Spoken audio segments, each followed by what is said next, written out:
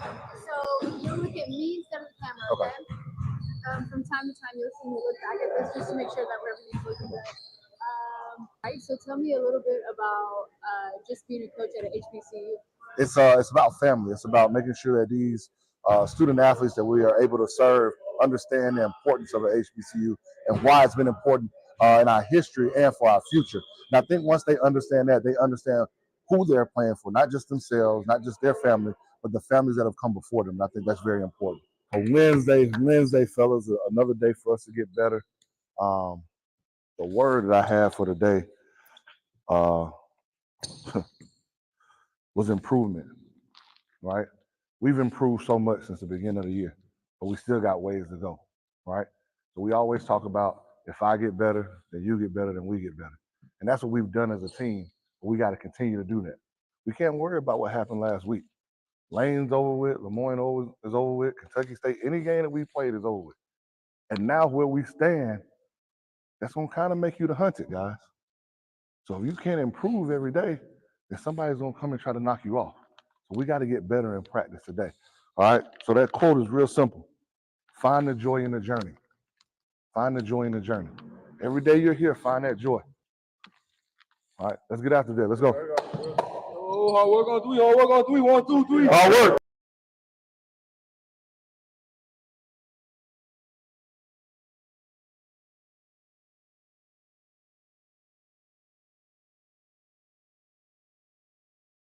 If I actually unmute our mics correctly. I thought that was awesome. Just a quick sneak peek into what a Edward Waters practice looks like and how you start practice. I love the way I love paying attention to great coaches and how they start things, how they set the tone. Like at the beginning, how you set the tone for everything that's going to happen that day. I thought that was wonderful, man. Can you speak on what the audience just saw in that mic'd up session? You know, coming back after important road victories of what we call the Tennessee takeover, you know, it put us in a different situation where now we were sitting closer to the top, you know, of our conference, on our side of the conference. And I just wanted them to understand what that meant for us. You know, we don't take it lightly, but those things are past. Like, we can't go back and change them. As well as we played, we can't go back and change it. But now people are now, when you're above somebody in standings, they want to take you out. You know, they want to take you off that pedestal. And so I wanted my guys to understand that, because no matter what, every day we want to be at a championship level. We want to prepare and work to be champions. And whether that's year 1 or year 10 or year 20, we want to work to be champions. And when you are working at a championship level, when you want to be a champion, when you become a champion, you understand that your game is circled every day, and especially when you're on the road. So I wanted my guys to understand that. At the very beginning, I wanted, you know, as the media kind of came in, because of some things we had done to interview myself and the players, to understand what it means to be at a HBCU and why it's important, not just for those young men who are playing for us right now and their families, but for the families that came before us and the ones that will come after us. And then the joy in the journey, man. You know, where we stand right now is totally different than where we stood beginning of December, right? And we want it to be different than where we stand going into March, right? Hopefully we're even better. But understanding the joy in the journey, there's a joy of the process. It's not just about the results, but the joy of the process.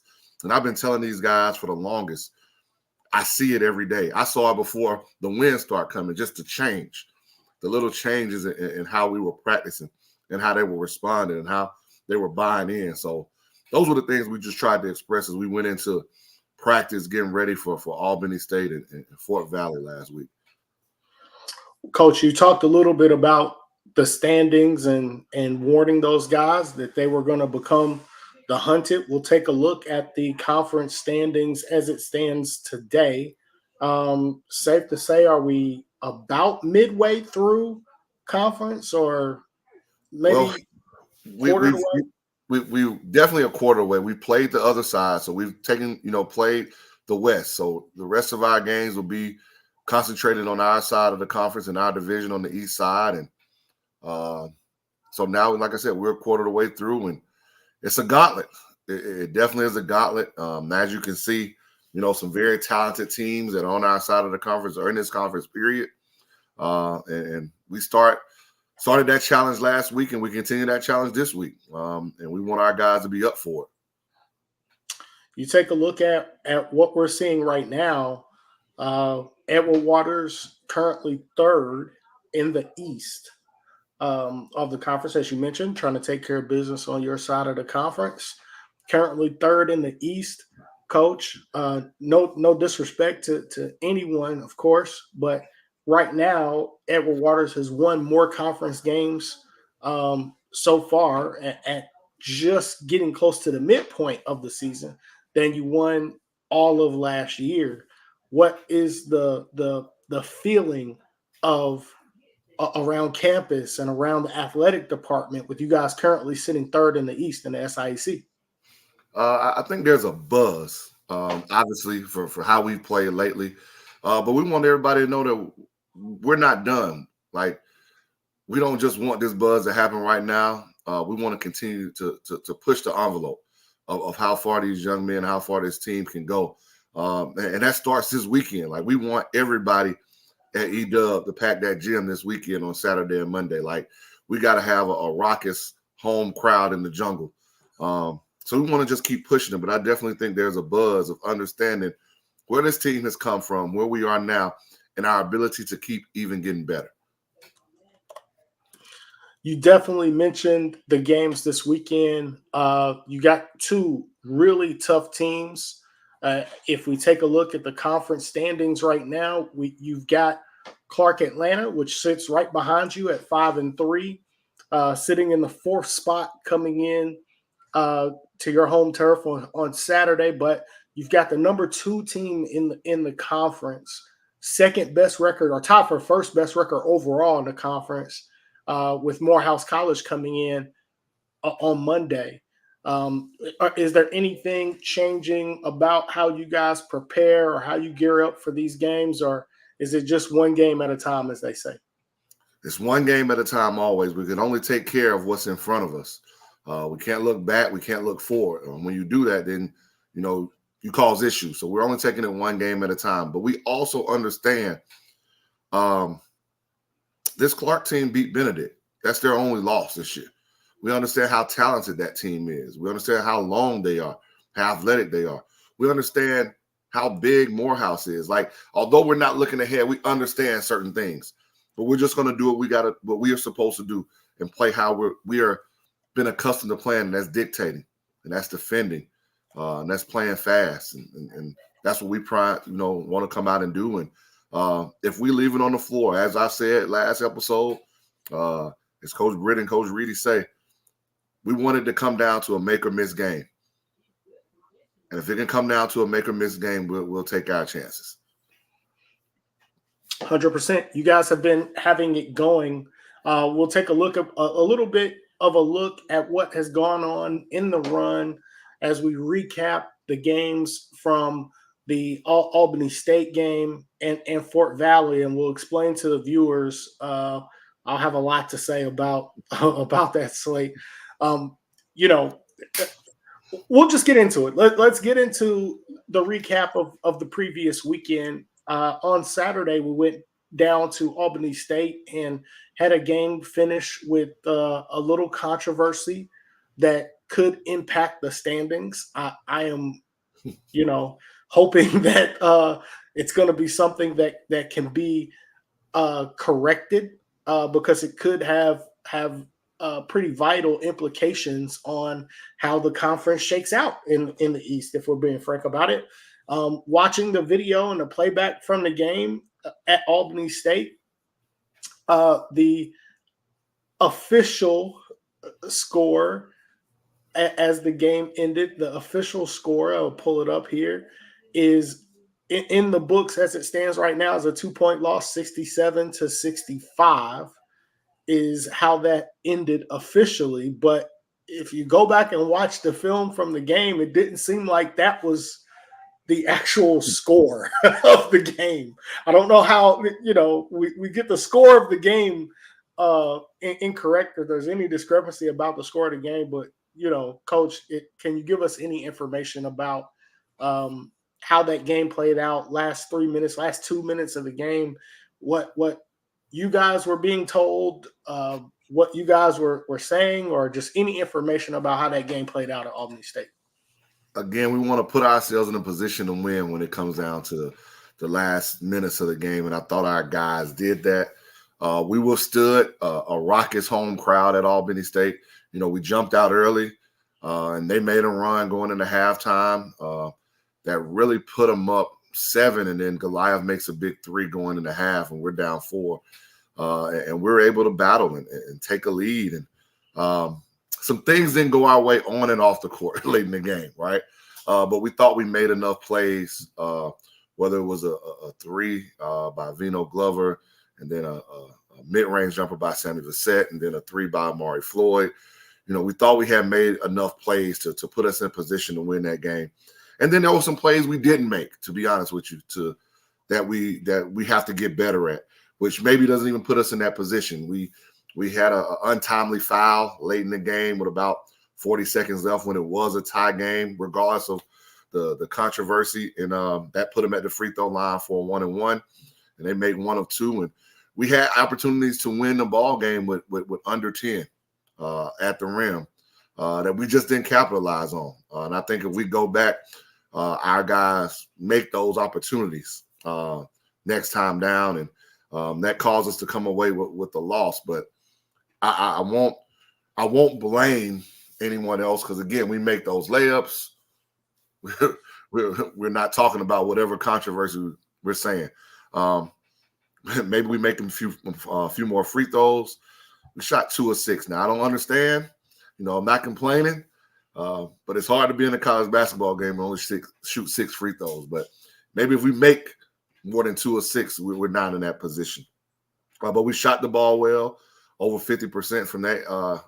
In that game, we shot the 3 ball well. I didn't think we dictated enough defensively, regardless of the score, of getting them to take contested bad shots, because they shot a higher percentage than we would like in that game. So again, some things that we had to be better at to come away with a victory, which we weren't able to do. Definitely understood. So if we want to talk about implications and how this could impact the league, we said going in to this game this Saturday at Clark, you're sitting at 3rd in the Eastern Conference at 6-3. Well, Clark is currently 5-3. Savannah State is 5-4. Albany State is 5-4. So you're talking about 3 teams within 1 victory of you guys. So that Albany State game is super important. And if and I'm explaining this for the audience that's watching, who says, "Oh, well, it's just 1 game. You got a lot more games to play." Well, this is a highly contested conference where it's very, very hard to win, especially games on the road. It could be major implications to how the conference shakes out, being that the next 3 teams below you are only 1 game back. Right. And we just hope that we do what we can. We control what we can control. That's all we can do. I tell my guys that all the time. So we've got to take that mantra as a coaching staff, myself as well. We just got to control what we control. So let's not put ourselves in that position again to let anyone dictate to us. Like, we want to dictate to people on the floor. We don't want them to dictate to us of how they can change a game per se. So we just got to handle business, and that's what we'll do from here on out.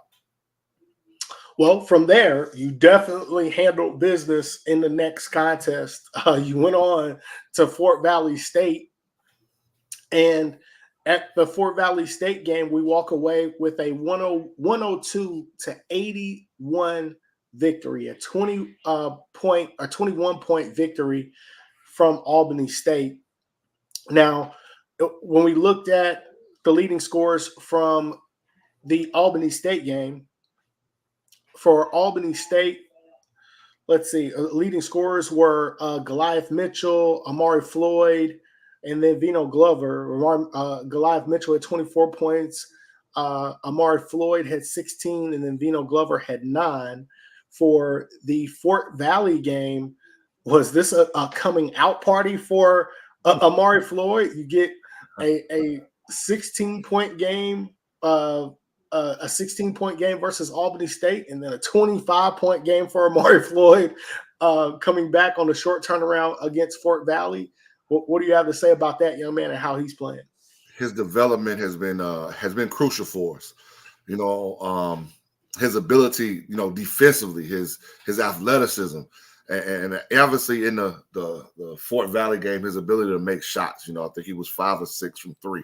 But he does all the little things that help you win on the floor. So I think the scoring part may be a coming out party to some people, but it's probably been a coming out party for him all year. Whether it's putting them on, you know, sometimes no matter a big or a guard, we will put him on whoever to go guard him. We'll have him playing out of position sometimes, and he just does what he does. He's the ultimate team guy who's going to try to work hard to get it done. Not flashy, athletic, but not flashy. You know, has had some dunks on some people's heads, but he just gets it done. And he made definitely key plays in the Albany State game. Like I said, Albany State, he hits the 3 late at, you know, whatever. And then obviously he makes 5 or 6 versus Fort Valley. Well, and we've got some clips that we want to show here from the Fort Valley game, but just to talk a little bit more about Amari Floyd, we know it's been a next man up kind of platoon-like situation for you guys all year, that it could be anybody's game, and it just so happened to be Amari's game. But in the world of the transfer portal, where teams are depending on Division I drop downs or transfers from other places or other teams to make their teams go. And no disrespect to anyone doing that, but Amari Floyd is a kid that you watch play and recruited out of high school back when you were with Voorhees at an NAIA.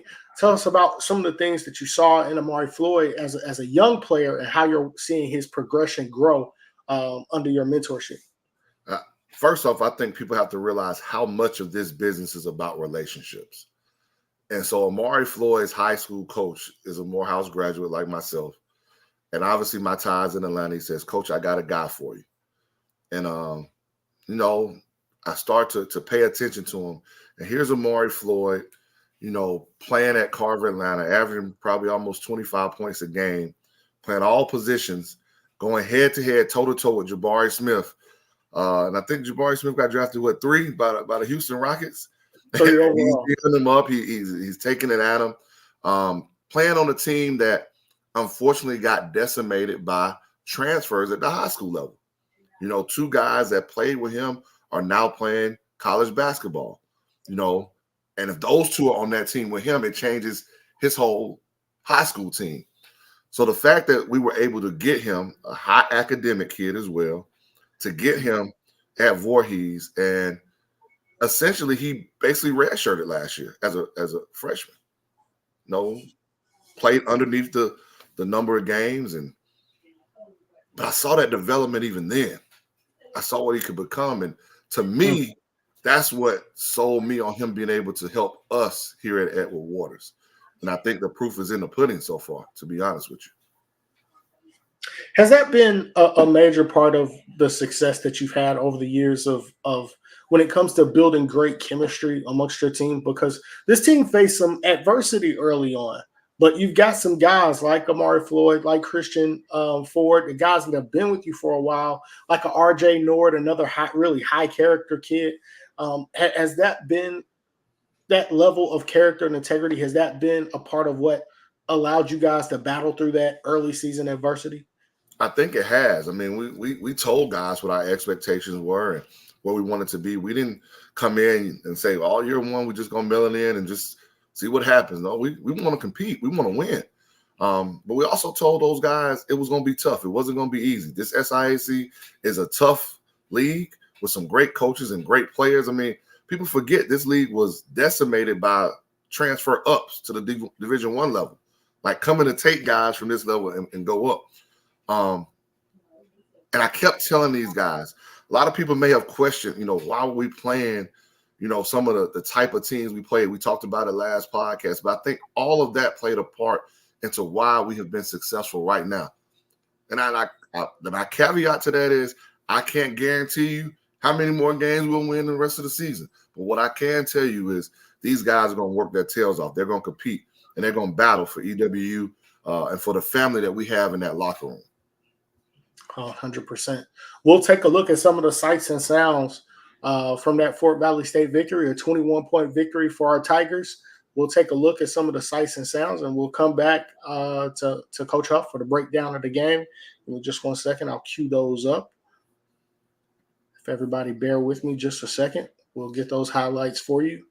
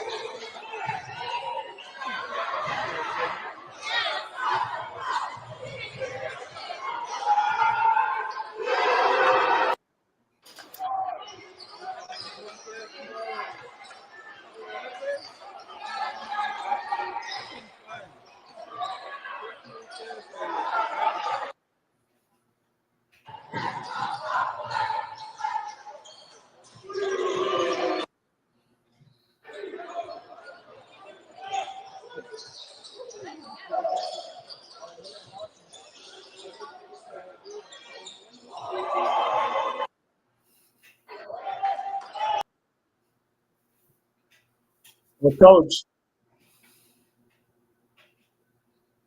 one of the things that I can definitely see from the film is a lot of ball movement, a lot of player movement, and man, it looked like we really shot the ball extremely well. What was your kind of breakdown and thoughts on the Fort Valley State game? We did. We shot the ball extremely well that game. Ball movement was key. I will say we had a chip on our shoulder. We felt we should have walked away Saturday with a W, and Monday was our emphasis on that as a team. Not us saying like let's make up for Saturday, but just like let's go out and do what we're supposed to do, and let's not leave it in the hands of anybody else. But from Christian Ford to Amari Floyd, Goliath, Vino Glover, we shot the ball. Jeremiah Carteg, we shot the ball extremely well. We didn't turn the ball over. And we had 5 players in double figures. We had, I think, about 18 assists. So we shot it really well. And I think that was really key to the ball game. We out-rebounded Fort Valley, which is always key for us, sometimes playing undersized as we do. But you got to see guys playing for giving up a good to a great, which we always talk about, giving up a good shot for a great shot. And I think that's what you saw, and we got in rhythm. And when we get in rhythm and can make shots, we can be tough. Absolutely. 3-point, 14 out of 27 from the 3-point line will definitely get it done. If you can make 14 threes in a game, you got a chance to beat anybody.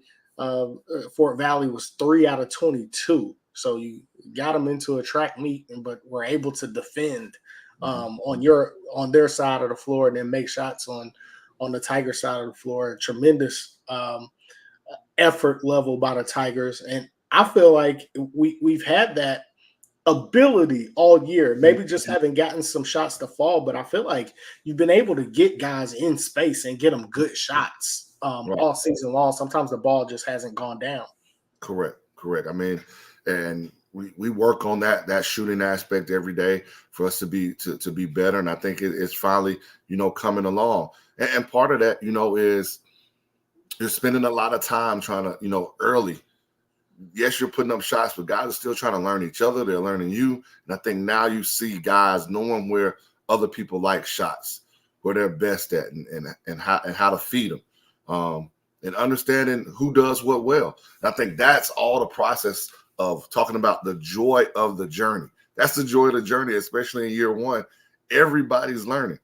There's probably a learning moment every minute of a practice or a game. Oh man, okay, we got it. So that's the fun part of it right now. I want to bring up the schedule right here as we've looked at what's next for the slate of contests. As we mentioned, Saturday night, we need everybody to pack it out. Our Tigers are going to take on, and it's sneaker night. Yep. For the Tigers, it's sneaker night. Wear your best sneakers. I'll try to bring out something. Game heavy. Yeah. I'll try to bring out something special. But we've got Clark Atlanta University coming in, the fourth place team in the conference, right behind us. And as you mentioned, it's very tough to have a big win against Benedict. Coming in Friday, we got to pack it out. I believe the women play 3 p.m. Yes. So get there early. We need y'all there for that. Like, don't just wait and say, I'm going to get there for the minute. No, Coach Wilson and those young ladies need you there for their game too. Absolutely. 3 o'clock, we'll be packing it in at the Adam Jenkins Community Sports and Music Complex. We want to be there early for those games, cheer on our Lady Tigers, and then come and cheer on us to go and finish off Clark Atlanta. But the rest of the slate, as you've got International Night on Monday versus Morehouse College, and that will be at home as well at 7:30 on Monday night. This is a very tough slate of games to finish out the month of January. Yeah. Morehouse at 7-1, Savannah State right there at 5-4. Then you got the number one team in the conference, Benedict College out of Columbia, South Carolina. You got to go to their place and play, and then play Allen University as well. I know you guys don't look ahead, coaches, although I know you plan everything down to the T. Coach, do you want to just break down this slate of games as you finish out the month of January? It's an important test for us. It's like midterm exams. Where do we stand? Where do we stand right now? Midterm doesn't always determine whether you're going to get an A or whether you're going to fail, but it just gives you progress of where you are. And I think right now, this next stretch as we go through January is going to be our midterm exam. We know some things that we have to get better at. We know some things we do very well. Well, how is that going to match up for some of the best in our conference on our side? And so we get a chance to see that. Absolutely. You're talking about some of the very best in the league, not just in the conference. I think in the entire SIAC when you're talking about this stretch of games. I mean, Benedict, Morehouse, Clark could beat anybody on either side of the conference, and it'll give us opportunity. Maybe we can too. And you talk about the wealth of experience of the coaches that I'll have a chance to match up against. Alfred Jordan of Clark, his second year there, a graduate of Clark, who has been on some SIAC championship teams when he was assistant at Clark, has been a Division I assistant. Then you get to Coach Witt at Morehouse, longtime assistant under Coach Grady Brewer, who's won since he's been there. I think it was just a year or two ago, a 20-game win streak, if I'm not mistaken. And then you get to Coach Broadnax at Savannah State, who just 2 years ago won the conference tournament and has a wealth of experience on his side. You get to Coach Maddox at Benedict, who extremely talented team, extremely talented coach who, obviously being at Voorhees in South Carolina, got a chance to watch him up close a little bit and see what he does and what he does. And his teams, they were always right there with his wealth of knowledge. And people have we're talking about us, but you also look at other teams in your conference and what Sean Walker, former head coach at Grambling, former head coach at Elizabeth City State, what he's doing at Allen right now, his first year, is also remarkable. So, and you talk about the years of experience these guys in this next slate of games have, and there's going to be some battles.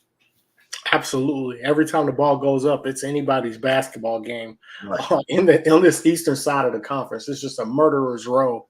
But the Tigers will gauntlet, as we call it. the gauntlet, absolutely. But at least we'll get some home games. We got the next 3 at home. That'll be good after having so many games on the road. So it'll be Clark at home this Saturday. Make sure we come and pack it out. Monday night, it'll be Morehouse College at home. And then Saturday on the 27th, it'll be Savannah State at home right here in Jacksonville. So we definitely want to pack it out. We got to give our Tigers a home court advantage. Yes. We mentioned how raucous the crowd was at Albany State.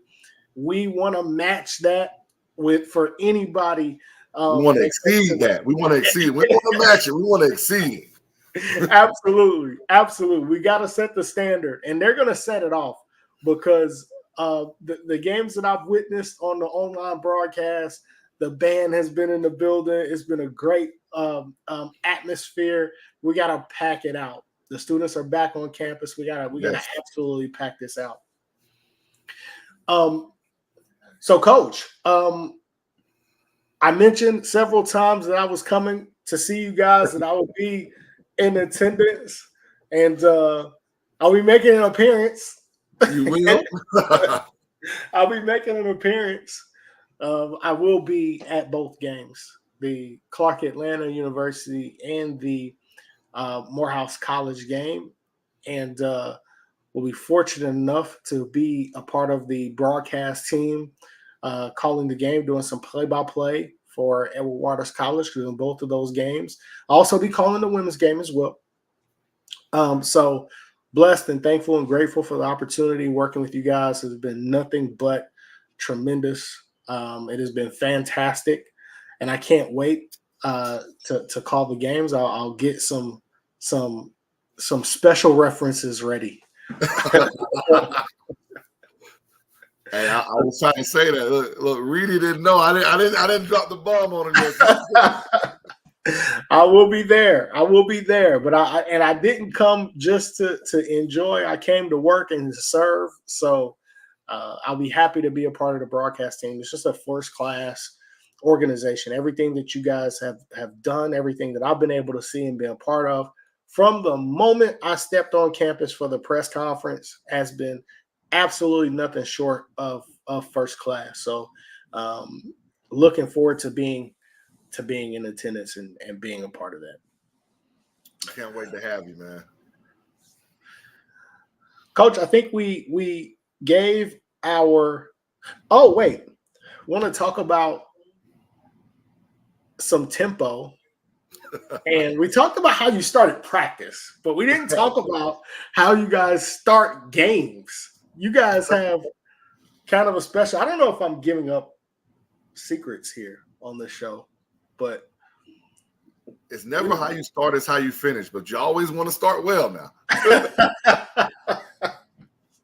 Listen, we got some clips of how you guys start games. We're going to kind of go back to back on some clips here, showing how you guys kind of start games and the tremendous way that we get the crowd going. So for all those in attendance or planning to be in attendance on Saturday, you're in for a treat. Give me just 1 second. We'll cue these up.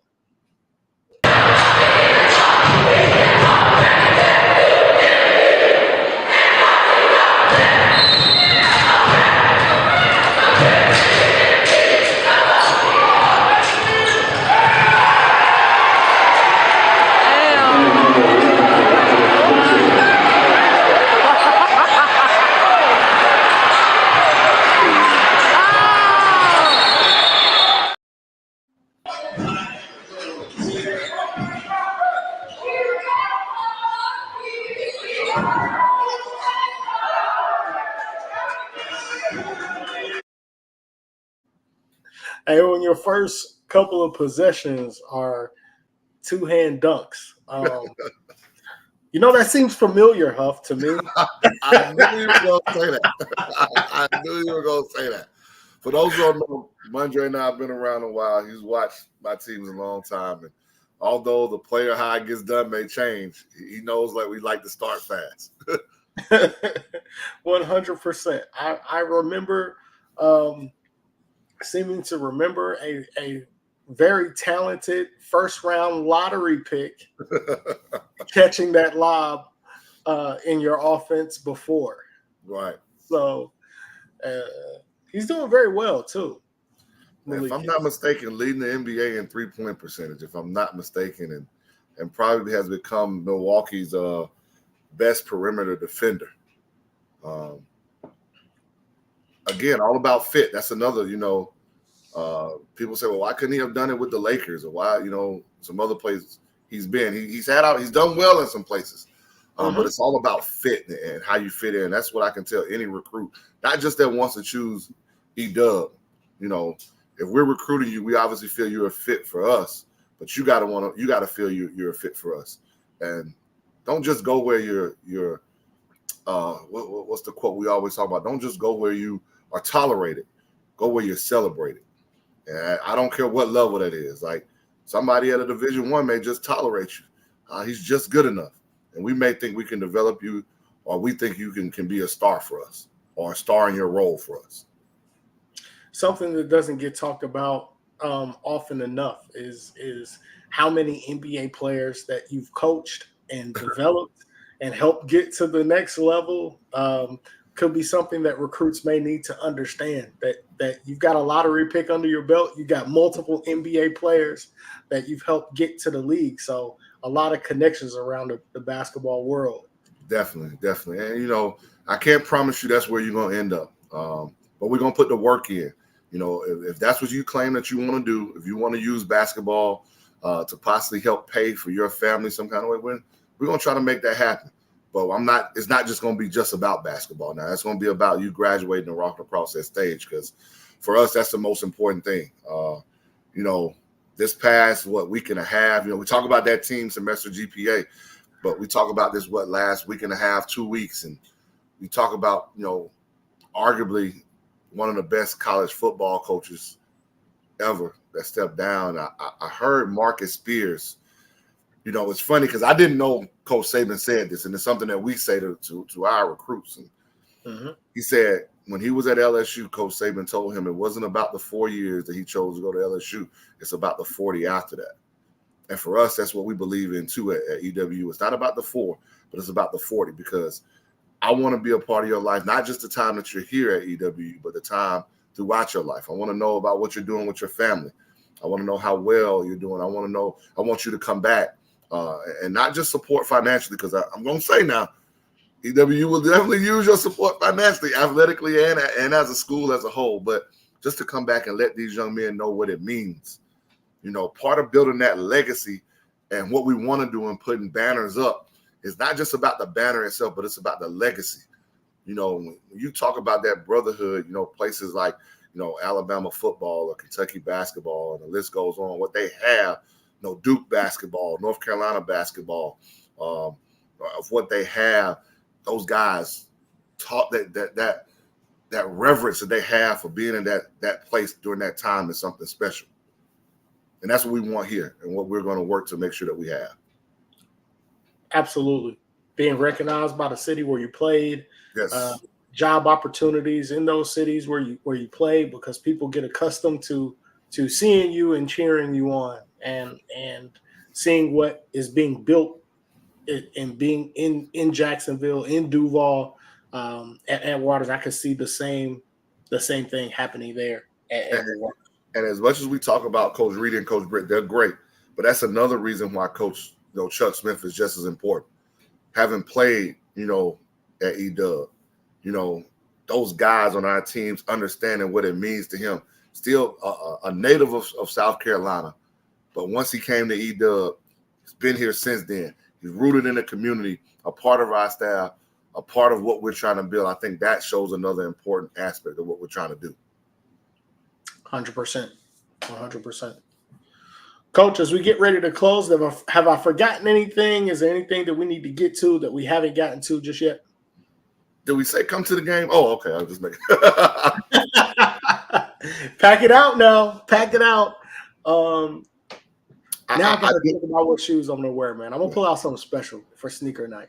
I do want to shout out our developmental team. They've been working their tails off, man, and they're 6-2. And for anybody that doesn't know, there are places you can go. Some people call it JV. We call it developmental team. And that's because we want you to get better. It's not a guarantee you're going to move up. I'll be honest with you. But what it does give you is the opportunity to be in a college program where you're going to do the exact same things as the guys that are on the team above you. You're going to go to weights. You're going to be in study hall. Somebody's going to be on your head if you're not doing what's right on the court or off the court. All the same things. So it's not going to be different. You're going to play games. You're going to practice.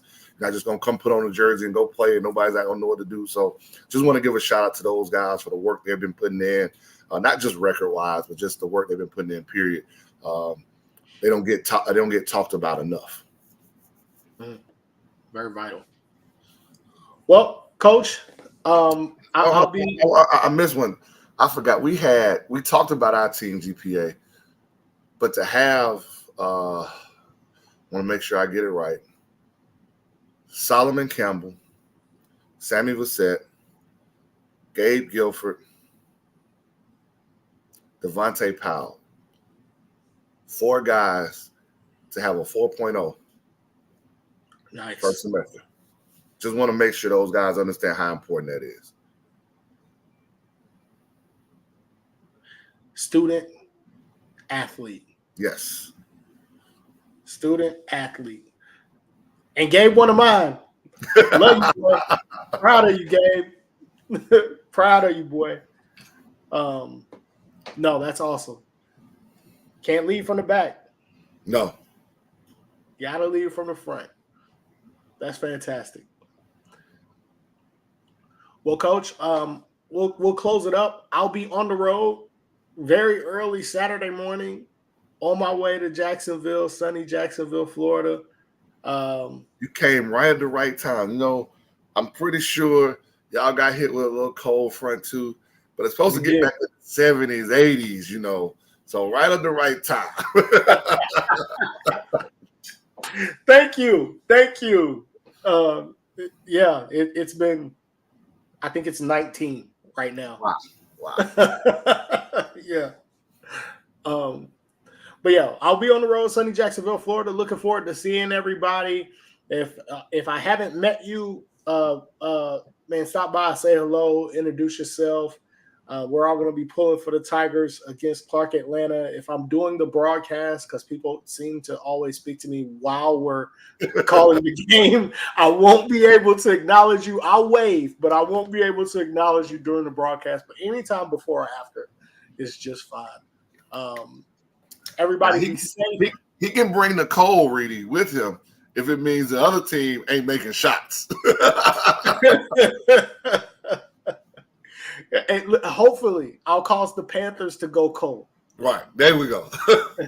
So, but we'll be there. And I'll be looking for breakfast spots in Jacksonville. So give me your recommendations on Saturday, because Sunday, I'm trying to go to brunch. Monday, I'm going to try to do a light breakfast either before or after my workout. So I'll take all your breakfast spot recommendations. But thanks, everybody, for tuning in. You guys have a great night.